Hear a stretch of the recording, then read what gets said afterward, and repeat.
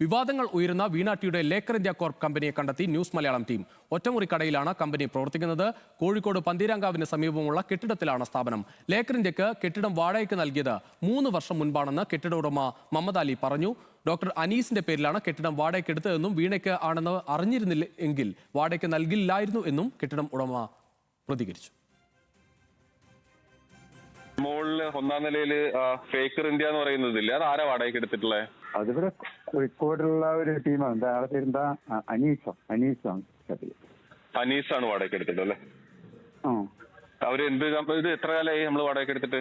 Okay, ഇത് ഏകദേശം ഒരു 3 ദിവസമായി ഉണ്ടാവും.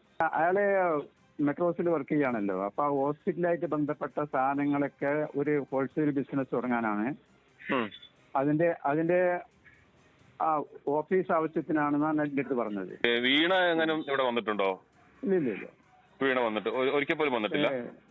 ഇല്ല, ഞാൻ കണ്ടിട്ടേ ഇല്ല. വീണ തുടക്കത്തിൽ ഉണ്ടെന്ന് അറിയാണെങ്കിൽ ഞാൻ കൊടുക്കുന്നില്ലല്ലോ.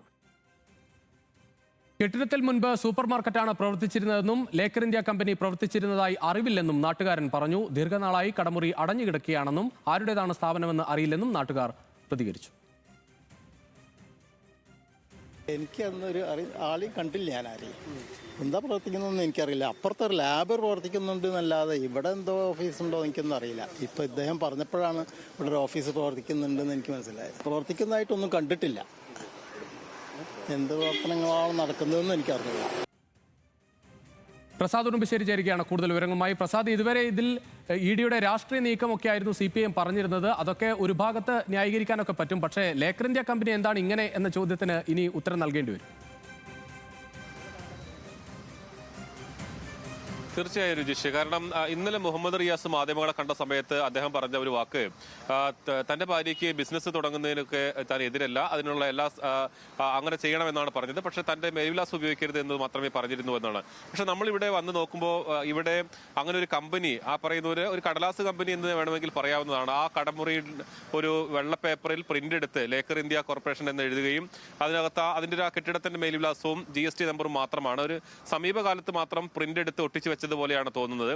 അത് മാത്രമല്ല, അവിടെ അങ്ങനെ ഒരു ഓഫീസ് പ്രവർത്തിച്ചതായ ആ നാട്ടുകാർക്കോ ആ കെട്ടിടത്തിൽ തന്നെ മറ്റ് സ്ഥാപനങ്ങളുണ്ട്, അവർക്കോ ഒന്നും തന്നെ ഒരു ധാരണയും ഉണ്ടായിരുന്നില്ല. 3 വർഷം മുമ്പാണ് ഈ കെട്ടിടം ഡോക്ടർ അനീസിന്, കോഴിക്കോടുള്ള ഒരു സ്വകാര്യ ആശുപത്രിയിലെ ഡോക്ടർ അനീസിന്റെ പേരിലാണ് വാടകയ്ക്ക് എടുത്തിട്ടുള്ളത്. അദ്ദേഹം പറഞ്ഞത് മെഡിക്കൽ ഉപകരണങ്ങൾ സൂക്ഷിക്കാൻ വേണ്ടി ഒരു മുറി എന്നത് മാത്രമാണ് ഈ കെട്ടിട ഉടമയോട് പറഞ്ഞിട്ടുള്ളത്. അദ്ദേഹം എന്താണ് അവിടുത്തെ പ്രവർത്തനം സംബന്ധിച്ച് കെട്ടിട ഉടമയ്ക്ക് വലിയ ധാരണയില്ല.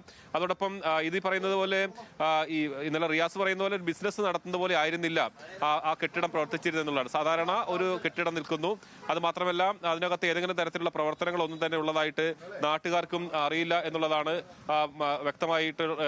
വ്യക്തമാകുന്നത്. അവരെല്ലാം തന്നെ അക്കാര്യങ്ങൾ തന്നെയാണ് സൂചിപ്പിക്കുകയും ചെയ്യുന്നത്. എന്തായാലും ഇതൊരു സാധാരണ ഒരു ഷെൽ കമ്പനി മാത്രമായിരുന്നു എന്നുള്ളതാണ് ഇപ്പോൾ ഈ കെട്ടിടം വെച്ച് നോക്കുമ്പോൾ നമുക്ക് മനസ്സിലാക്കാൻ കഴിയുന്നത്.